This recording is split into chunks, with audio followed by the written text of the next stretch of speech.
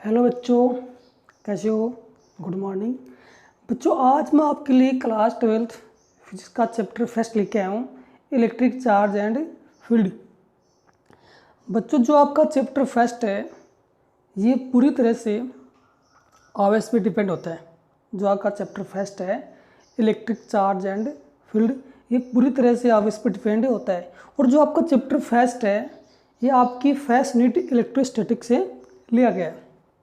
तो देखना, जो आपकी फर्स्ट यूनिट क्या होती है, देखो यूनिट फर्स्ट इलेक्ट्रोस्टैटिक्स, ओके।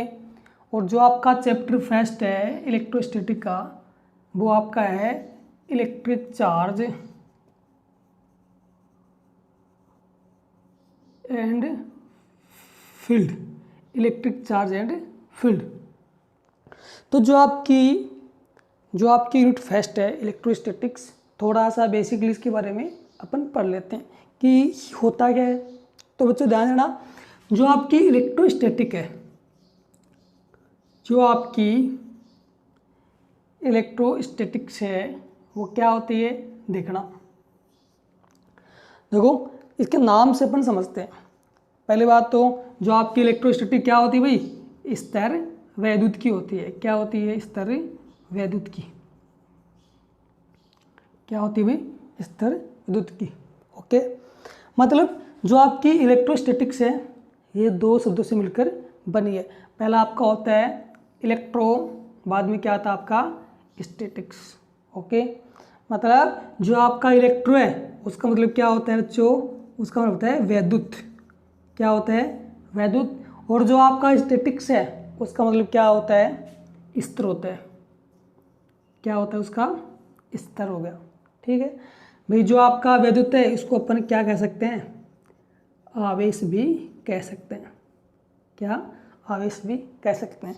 मतलब जो आपकी इलेक्ट्रोस्टैटिक्स है उसमें यहाँ पे जो चार्ज है, आवेश है, वो क्या है भाई, स्तर है। किस में है? रेस्ट में है। मतलब गति नहीं कर रहा है, न मूव कर रहा है। इसलिए कह सकते हैं हम कि जो आपकी इलेक्ट्रोस्टैटिक्स है उसमें जो आपका चार्ज है वो क्या होता है भाई, रेस्ट में होता है। मतलब गति नहीं करता है, क्या होता है, रुका हुआ होता है। जब तक अपन इलेक्ट्रोस्टैटिक्स पढ़ेंगे तब तक आपका जो आवेश है वो किस में रहेगा, रेस्ट में रहेगा। यहाँ तक क्लियर? तो अपन कह सकते हैं कि भौतिक विज्ञान की वह शाखा जिसमें स्तर आवेशों का अध्ययन किया जाता है वो आपकी क्या होती है, इलेक्ट्रोस्टैटिक्स, या क्या होती है, स्तर विद्युत की कहलाती है। ओके, यहाँ तक क्लियर? तो आगे बात करते हैं चार्ज की, कि चार्ज क्या होता है।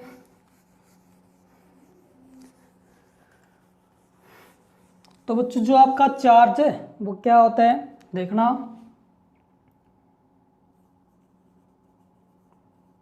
Charge, okay. तो आपके पास एक वैज्ञानिक थे, थैल्स। कौन थे भाई? थैल्स, ठीक है। थैल्स ने क्या किया, थैल्स ने एक ऊनी कपड़ा लिया। मतलब एक तो लिया एम्बर और एक लिया ऊनी कपड़ा, ओके। यहाँ तक थैल्स ने क्या किया, एम्बर और ऊनी कपड़ा लिया। दोनों को क्या किया भाई, दोनों को रगड़ा तो क्या हो गया, घर्षण हो गया। क्या हो गया? घर्षण हो गया। मतलब थैल्स ने जैसे ही एम्बर और ऊनी कपड़ा को आपस में रगड़ा तो दोनों के मध्य क्या हो गया, घर्षण हो गया। भाई आपको पता है अभी कि जब दो वस्तु को आपस में रगड़ते हैं दोनों में क्या होगा, घर्षण होगा।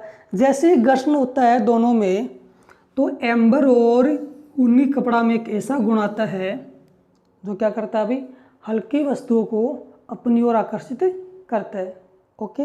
मतलब जिस गुण के कारण एम्बर और ऊनी कपड़ा हल्की वस्तुओं को आकर्षित करता है उस गुण को क्या नाम दिया गया, चार्ज। और किसने दिया गया बच्चों, थैल्स ने नाम दिया किसका, चार्ज का, ओके।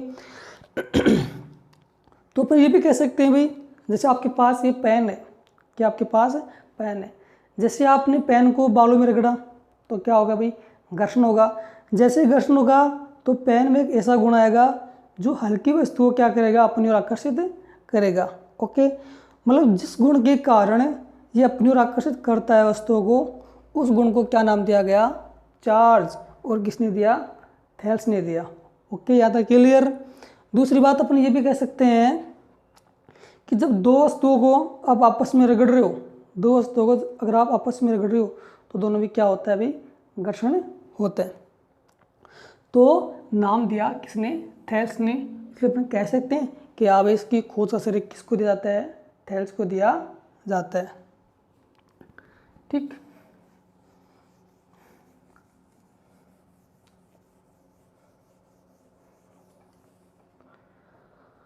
हाँ पढ़ते अपन। देखो चार्ज, वापस चार्ज। भाई जो आपका चार्ज है वो क्या होगा, रेस्ट भी होगा और मोशन भी होगा।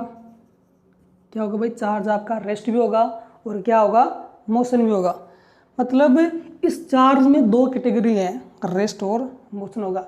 भी आपको पता है अगर आपका चार्ज रेस्ट में तो वो आपकी क्या होती है, इलेक्ट्रोस्टैटिक्स कहलाती है। तो बात करते हैं भाई, अगर आपका चार्ज रेस्ट में हो तो ओनली चार्ज इलेक्ट्रिक फील्ड ही उत्पन्न करता है। समझ रहे हो बात को, अगर आपका चार्ज रेस्ट में हो तो ओनली इलेक्ट्रिक फील्ड ही उत्पन्न करेगा। अगर आपका चार्ज मोशन में हो तो इसमें दो होते हैं कैटेगरी, एक होती है इक्वल टू जीरो। ओके, अगर चार्ज मोशन है, अगर ये कंडीशन है तो आपका चार्ज मतलब गतिशील चार्ज इलेक्ट्रिक फील्ड साथ में मैग्नेटिक फील्ड भी उत्पन्न करेगा।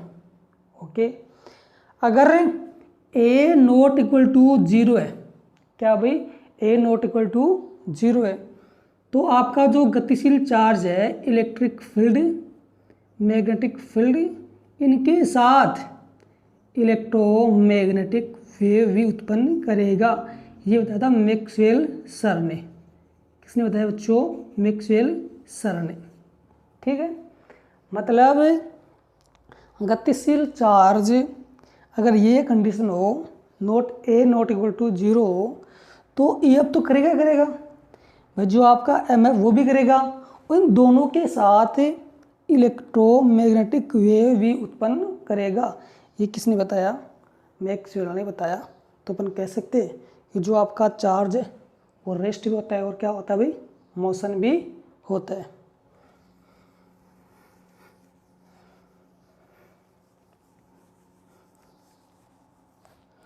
अब पढ़ते बच्चों आवेश के प्रकार। देखना,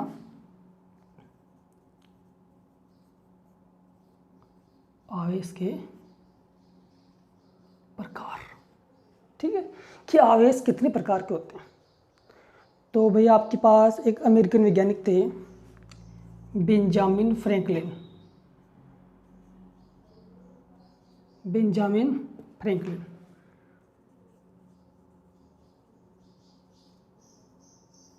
कौन थे भाई, बेंजामिन फ्रैंकलिन। ये एक अमेरिकन वैज्ञानिक थे।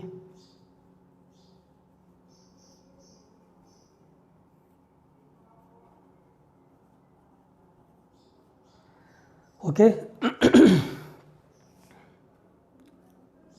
ठीक है, तो बात है सन 1750 की। तो अमेरिकन वैज्ञानिक बेंजामिन फ्रैंकलिन ने ये बताया कि जो चार्ज होता है वो दो प्रकार का होता है। मतलब एक होता है पॉजिटिव, एक क्या होता है नेगेटिव। अपन कह सकते हैं कि धनावेश और क्या होता है भाई, ऋणावेश है। ये किसने बताया, बेंजामिन फ्रैंकलिन ने। कब बताया, 1750 में। तो बेंजामिन फ्रैंकलिन के अनुसार आवेश होते हैं दो प्रकार के। कितने प्रकार के, दो प्रकार के। पहला होगा धनावेश, दूसरा होगा क्या होगा, ऋणावेश। दो हो गए, धनावेश और ऋणावेश।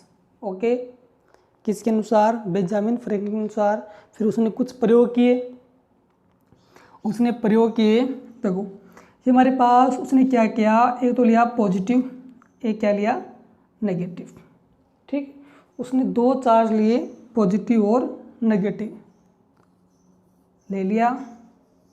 पहली बात तो अपन देखते हैं कि जो आपने चार्ज लिया पॉजिटिव और नेगेटिव दोनों क्या है भाई, अनलाइक चार्ज है, मतलब क्या है भाई, अपोजिट है। ये क्या है पॉजिटिव, ये क्या है भाई नेगेटिव। तो अपन कह सकते हैं भाई मतलब अनलाइक चार्ज है, क्या भाई अनलाइक चार्ज है। ठीक है, जैसे आपने इन चार्जों को आपस में पास लाओगे तो क्या करेंगे, अट्रैक्ट करेंगे। क्या करेंगे, अट्रैक्ट करेंगे, मतलब क्या होगा, आकर्षण करेंगे। उसने एक गौर किया, एक लिया पॉजिटिव, दूसरा क्या लिया पॉजिटिव, ले लिया पॉजिटिव दोनों।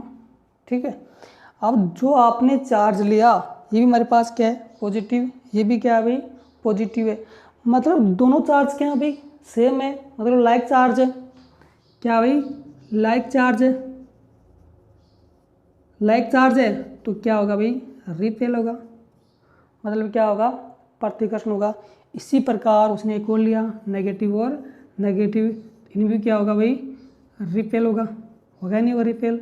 ठीक है, तो उसने यहाँ से जो निष्कर्ष निकलता है वो ये निकलता है कि उन्होंने ये बताया कि समान आवेशों में, कि समान प्रकृति के आवेशों में क्या होता है भाई प्रतिकर्षण होगा, और असमान प्रकृति के आवेश में क्या होगा आकर्षण होगा। अपन ये भी कह सकते हैं भाई कि समान आवेशों में प्रतिकर्षण तथा असमान आवेशों में क्या होता है आकर्षण होता है। ये किसने बताया, बेंजामिन फ्रैंकलिन ने कब बताया, 1750 की में बताया ये बातें। ठीक है, अब बात करते हैं आगे आवेश के मात्रक।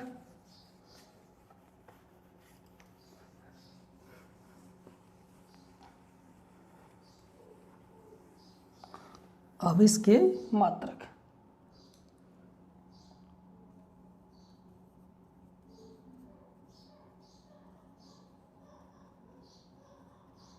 आवेश के मात्रक। ओके, तो बच्चों बात करते हैं आवेश के मात्रक की क्या होता है। मतलब मात्रक का मतलब ये होता है कि अपन आवेश का जो मेजरमेंट है वो किस में करते हैं, तो मतलब किस में मापते हैं। तो आवेश का जो हम करते हैं मेजरमेंट वो करते हैं कूलाम में, मतलब कूलाम में मापते हैं किसको, आवेश को। तो अपन कह सकते हैं भाई कि जो आवेश का मात्रक है वो क्या होता है कूलाम होता है, जिसे अपन सी से व्यक्त करते हैं। ठीक है, अपन बात करते हैं भाई आवेश का SI और MKS मात्रक भी क्या होता है भाई कूलाम होता है। क्या होता है भाई कूलाम होता है। ठीक है, मतलब आवेश का SI मात्रक और MKS क्या होता है कूलाम होता है, जिससे अपन किससे व्यक्त करते हैं, सी से व्यक्त करते हैं। बात करते हैं आगे थोड़ी सी और मतलब आवेश को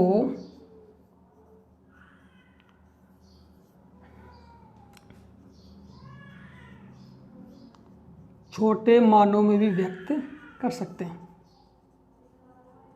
ठीक है, मतलब आपके पास कुछ ऐसे छोटे मान हैं जिसमें अपन आवेश को व्यक्त कर सकते हैं।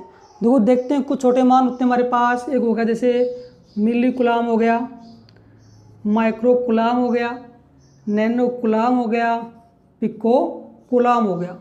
ठीक है, तो क्या होता है भाई इसमें अपन जब माइक्रो कूलाम भाई मिली कूलाम होता है 10 की पावर माइनस का 3 कूलाम, और माइक्रो कूलाम क्या होता है 10 की पावर माइनस का 6 कूलाम, नैनो कूलाम क्या होता है 10 की पावर माइनस का 9 कूलाम, जो पिको होता है 10 की पावर माइनस का 12 कूलाम।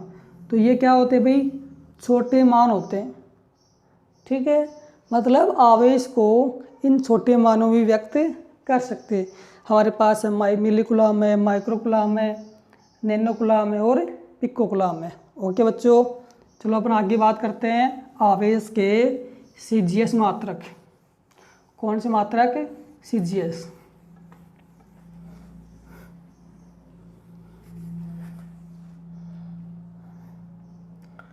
CGS।